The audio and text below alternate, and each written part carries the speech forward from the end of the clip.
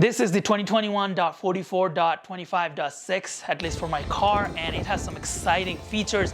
I think this is one of the largest software updates that we have ever received that changes a whole bunch of things in the car. So I'm gonna show you what all the changes that I have seen in the car so far. I'm not gonna read you all the release notes and whatnot. You can read the release notes yourself. I'm just gonna show you all the changes that I have seen and do a demonstration here today. Couple of things you're gonna want to familiarize yourself with prior to your first drive with this new update is there is nothing here for the driver's profile. So if you're used to changing driver's profile right here, that is no longer there. You're gonna have to go to the car setting, and right here you're gonna want to change the driver's profile. So that is one big change. Get used to with that. Another thing is if you're used to just having the front window defrost right here, because we're in a cold weather situation right now, and if you activate that by just pressing on the defrost, as you can see, it is no longer here. What you can do is just press on here or slide it towards the right, and then right here is your defrost setting.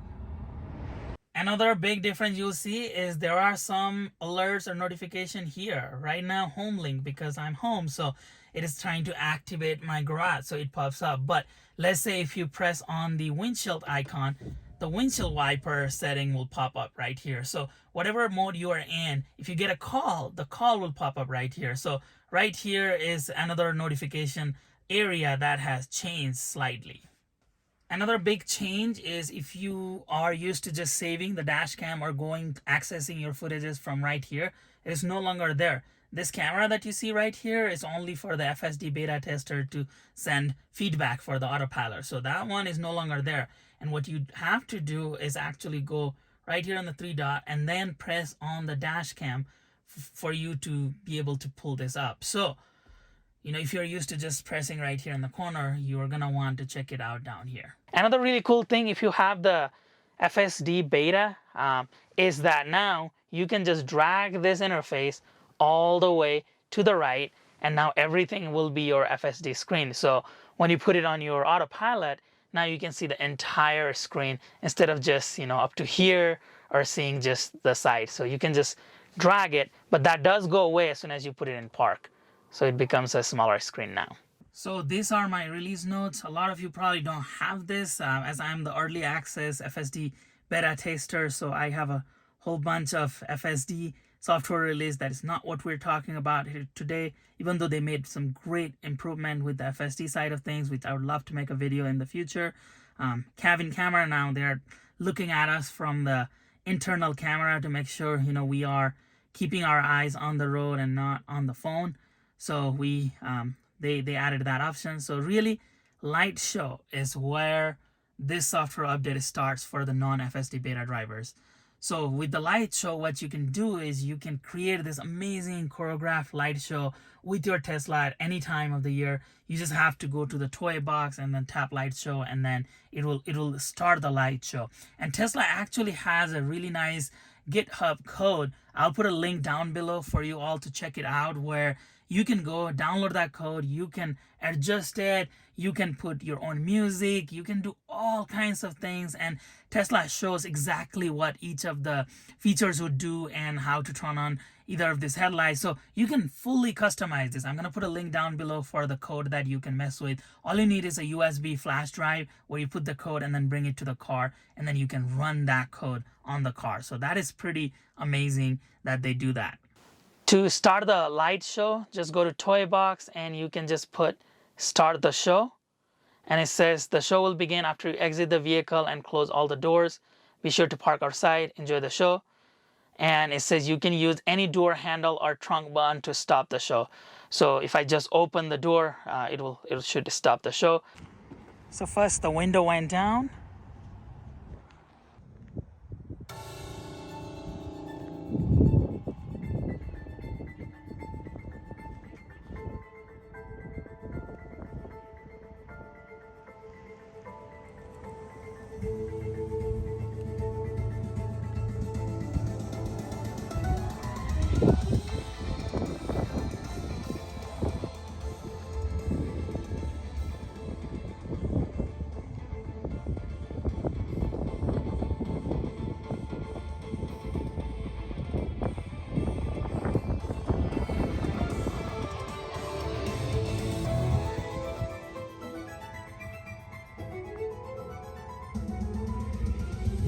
if you put your car into drive,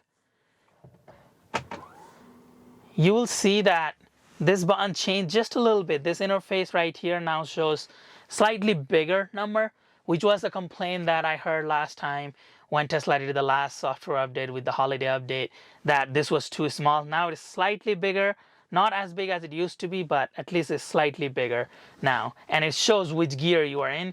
So reverse, drive, and then in a little bit it shows that speed limit. So that's pretty cool. So about these buttons here, you get 4 of these apps that are shown as a quick access. So you can just press on it and it's gonna be a super quick access for you here. There's gonna be 2 apps right here that are not a quick access. You can't change it. It's just the recently closed apps will show up right here. But for this 4, what you can do is you just press on these 3 dots and then just press and hold on any apps that you would like it to show up right here. So if you use the messaging app a lot, just press and hold, and then you can just drag it right here. Now it will be here. Only 4 are allowed here. So this last one is gonna go away if I were to, let's say, drop this camera app. So anywhere I drop, that last one just goes away. But that's pretty cool that you have an option to customize those apps for quick access now. And to get out of this interface, you just have to press anywhere else and you're good to go. So we are now on the climate control interface, and you can either just slide it to the driver or passenger side, or you can just press on a split, and now you are independently controlling the airflow. So the passenger has a different airflow than you do. So this allows you to independently control it if the split is not selected. When you press on the rear, you can still control the seat heater in the back, but not in the front anymore. And you still have that all seat heater off. But to adjust the front seat heater, you have to go over here, and you can either do the automatic mode, or you can just manually set it, but you have to do it from this front interface, not from the rear. You can't do that. Now, another biggest thing that this update bought is waypoints. So if we go to navigate, let's say I want to go to Stanley Marketplace, it will show me the navigation to get to the Stanley Marketplace. But what I have an ability to do now is if I go on these 3 dots right here, I have an option to add a stop or edit the trip. So if I say I'm going to go to Stanley Marketplace, but I want to stop by the Sprouts Farmers Market.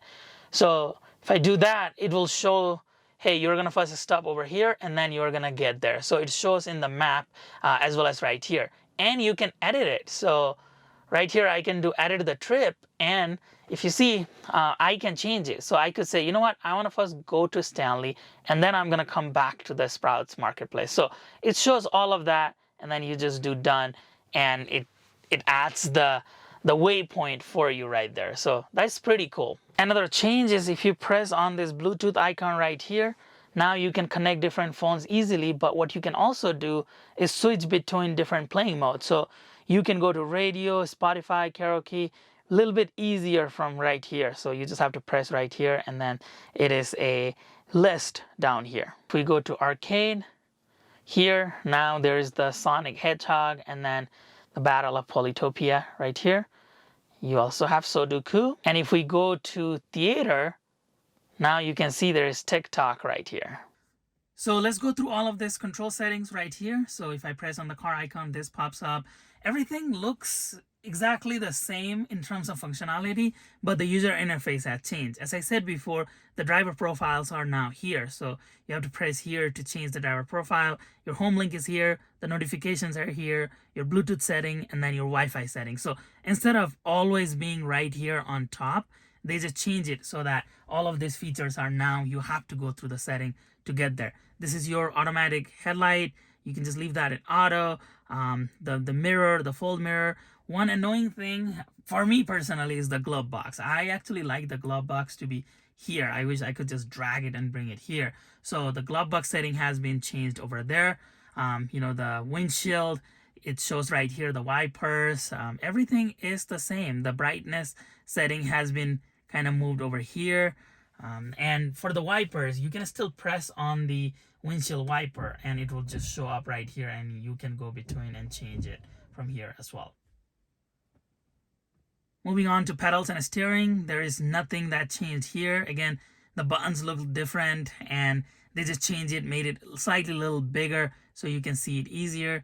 Charging still looks the same. The interface has changed slightly where, you know, you can do the same functions. And right here, you can change the current limit. You can schedule it. This is nothing new. This has always been there. The UI changed slightly.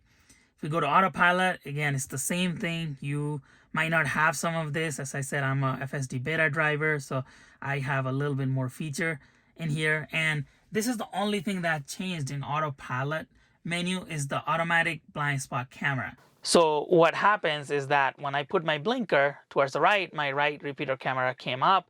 And then when I put it towards the left, my left camera came up. So it adds a little bit more safety. Now you are able to see it automatically without you having to press on the camera icon. The cameras actually pop up right here. So that's pretty cool. Locks is still the same. No changes. We have had these features for a while now. So nothing changed on this menu. Light. There's nothing that changed in this menu either. It's just, again, the UI changed, so it looks different, but all the functionalities are still the same. Going to your display, this user interface changed here, but it's the same. They say that they added dark mode. I think they used to be called night mode, but they just changed that to dark mode. So if you do that, it changes, it becomes darker. This is similar to like having it on your laptop and whatnot. So they just changed that. If you leave it in auto, it automatically changes. So they changed that, but nothing different than the previous updates. Trips. This is a new menu that appeared on my car. I don't know if other folks had it in the previous update, where you can see all the trips and then you can also see the watt hour per mile. You know, this one is significantly higher because I was using the front heater. So you can see all of this information right here on trips. Navigation.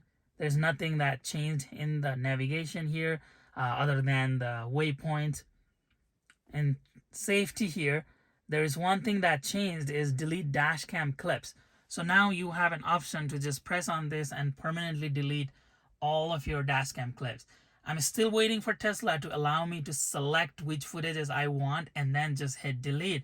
But this one is a step towards that where it deletes everything. I hope they make it so that I can just choose which clips to delete at once.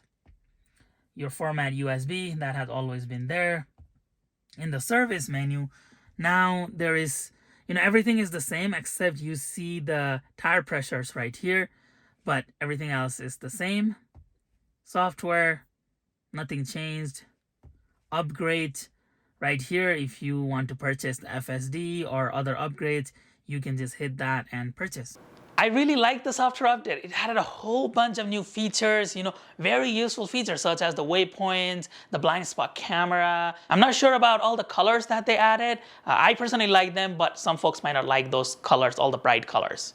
One of the things that I was really looking forward to for the V11 update was being able to see a bird's eye view of the Tesla. I don't know if it is possible with the current configuration, and Elon had talked about it in the past that there is some way of making that happen. I was really looking forward to that, having that 360 view while I'm backing up. But you know, to be fair, with all the cameras that you can check while you are backing up, it is basically a 360 view at this point.